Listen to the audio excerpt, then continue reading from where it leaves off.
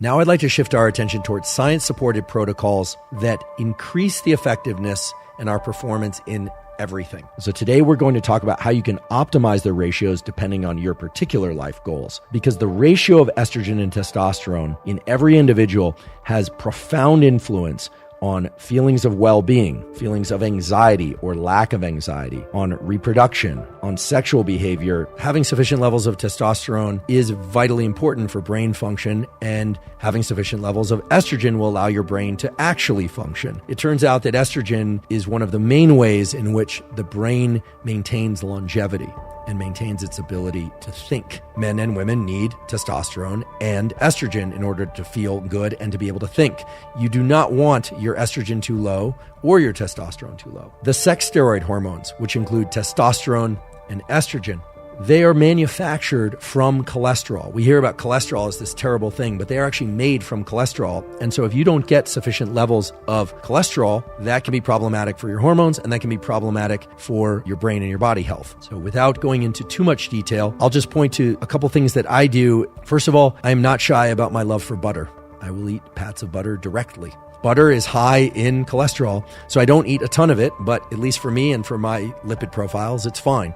Butter has cholesterol, which is a precursor to the sex steroid hormones. And so I eat butter in order to ensure that I get sufficient cholesterol. Butter also has some other things that are beneficial, various small fatty acids that are interesting in terms of their effects on metabolism, etc. You can look those up, the benefits of butter. But again, volume is important and you can't overdo it. One of the quickest ways to boost someone's testosterone is to have them achieve a win. Repeated failures take testosterone levels lower than they would be otherwise.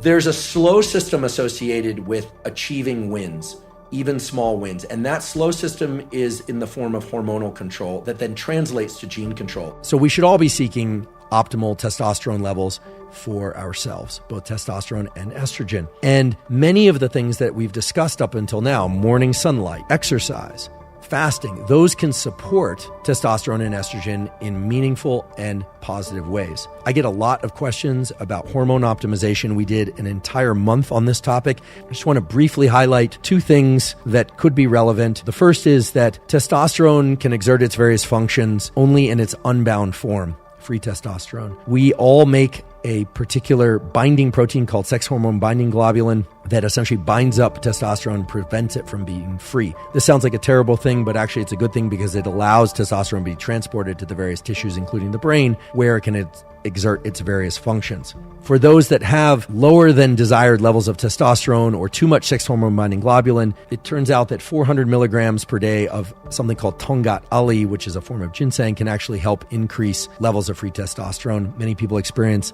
a positive subjective effect and some objective effects as well, meaning increases in free testosterone when they do blood analysis. There are some data on that, not a ton in the peer-reviewed literatures. And again, always approach these with a sense of caution and definitely talk to your doctor. The other compound that's relevant both to men and women, or I should say people that are trying to optimize testosterone and or estrogen, is Fedogia. Fedogia agrestis is actually an herb that increases the levels of what's called luteinizing hormone. Luteinizing hormone is a hormone that's released from the hypothalamus within the brain that travels to the gonads, either the ovaries or the testes, to stimulate the release of estrogen or testosterone. And Fedogia agrestis has been shown, albeit in a limited number of studies, to increase levels of luteinizing hormone and thereby levels of testosterone and estrogen in ways that some people find beneficial. A key aspect to the midday meal, if you want that meal to benefit you, is to take a brief walk afterwards. It turns out that